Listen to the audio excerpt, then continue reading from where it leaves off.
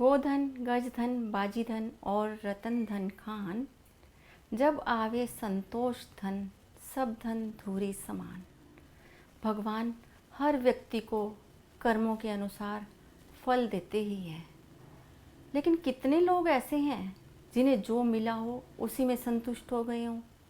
अगर हम अपनी इच्छाओं को सीमित कर लेंगे तो शायद हमेशा खुश रहेंगे। और इसके विपरीत सिकंदर बादशाह हुए यहाँ। उन्होंने क्या किया? बहुत लड़ाइयाँ लड़ी, बेशुमार खजाना इकट्ठा कर लिया और सारी लड़ाइयाँ जीती भी, लेकिन अंत क्या हुआ? उनका अंत बहुत बुरा था।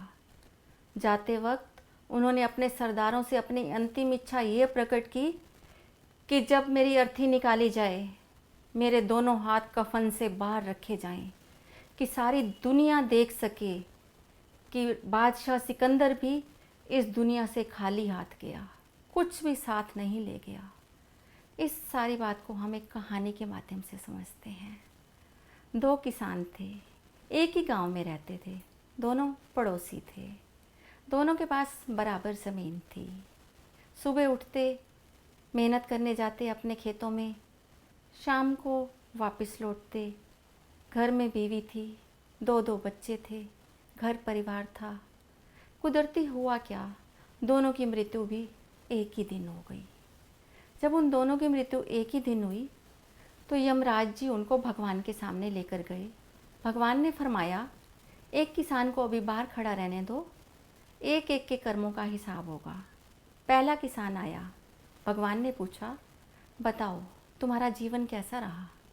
किसान ने बोला, हो भगवान, क्या जीवन दिया मुझे, बहुत बुरा जीवन दिया। सुबह उठता, मेहनत करता, इतनी मेहनत की है मैंने और उसके बावजूद मुझे इतना कुछ मिला नहीं। आपने मुझे कुछ अच्छा नहीं दिया।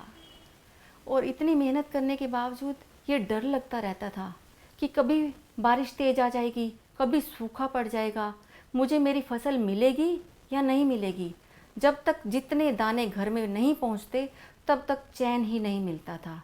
और घर आओ तो बच्चों की ची ची ची ची। मुझे अच्छा जीवन नहीं दिया भगवान आपने। भगवान ने कहा, अब आपको क्या चाहिए?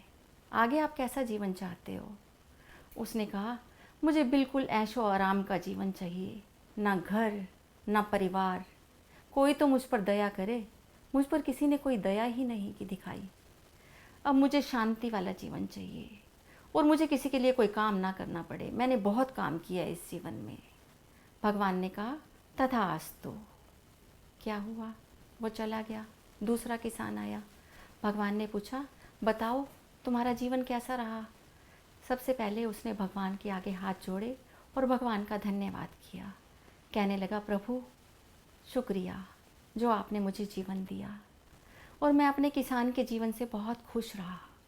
खुश इसलिए रहा क्योंकि बहुत से लोगों के पास काम नहीं होता तो वो डिप्रेशन में चले जाते हैं, लेकिन मुझे आपने काम दिया। जब मैं काम करके थका मांदा घर आता था तो बहुत गहरी नींद आती थी। और घर में एक आज्ञाकारी पत्नी, बच्चे, जिनके साथ कभी कभी मैं मनोरंजन भी कर लेता था। मुझे आपने बहुत अच्छा जीवन दिया, मैं आपका आभारी हूँ। भगवान कहने लगे, तुम्हें आगे कैसा जीवन चाहिए? कहने लगे, प्रभु तुमने जैसा भी जीवन देना है वैसा दीजिए, लेकिन एक कमी रही थी वो पूरी कर देना। मेरे घर में जब कोई याचक आता था तो मैं उसे थोड़ा बहुत दान तो दे सकता था, लेकिन इतना नहीं दे सकता था कि मैं जितना मन में चाहता था। मेरा दिल चाहता था कि मैं कुछ ज़्यादा दान करूं, तो मुझे इतनी क्षमता प्रदान करना कि मैं अच्छे से दान कर पाऊं। भगवान ने बोला, तथास्तु। दोनों किसान चले गए। दोनों का एक अगले नगर में जन्म हुआ। जानते हो क्या बने वो? पहले वाला किसान भिखारी बना, ना घर ना परिवार ना बच्चे ना कोई जिम्मेवारी। जो भी आता जाता दया करके कुछ ना कुछ दे जाता। और दूसरे वाला किसान सेठ बना, घर परिवार बीवी बच्चे, जिससे वो खुश था वही सब मिला और कुछ ज़्यादा मिला क्योंकि वो दान करना चाहता था। तो ये सब किस पर निर्भर हुआ? हमारी थिंकिंग पर। हमारी अगर सकारात्मक ऊर्जा होती है तो वो हमें अपना फल देती है। अगर हम नकारात्मक सोचते हैं तो हमें उसका भी फल मिलता है। ये हमारे ऊपर निर्भर है, हम कैसा सोचें। हर चीज़ के बारे में अच्छा सोचना चाहिए। भगवान तो अच्छा सोचने का फल अच्छा देते ही हैं। जिसके रही भावना जैसी, प्रभु मूर्ति तिन देखिन तैसी। धन्यवाद।